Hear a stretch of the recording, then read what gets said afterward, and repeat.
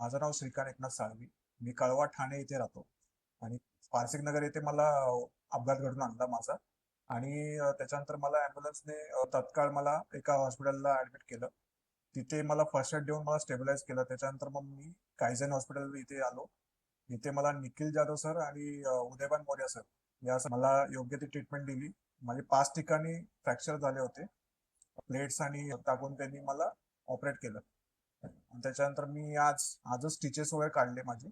आणि 1 महिन्याभरात मला ते बोलले की तू वॉकिंग प्रॅक्टिस करून तू स्टेबलाइज म्हणजे नॉर्मल चालू शकतो. मी कायझन हॉस्पिटलला रेकमेंड करू शकतो कारण की इथे डॉक्टरांपासून सिस्टर्स त्याच्यानंतर मामा मावशी म्हणजे टॉप टू बॉटम या सगळ्याच गोष्टी खूप केअरिंग आहेत. खूप काळजी घेतात आणि म्हणजे अशी ट्रीटमेंट कुठेच मिळत नाही.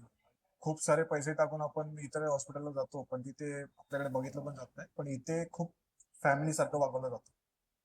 तुमच्याकडे आपुलकीने बोललं जातं, विचारलं जातं. म्हणजे पेशंटला अर्धा हजार त्या बोलण्यातूनच निघून जातं.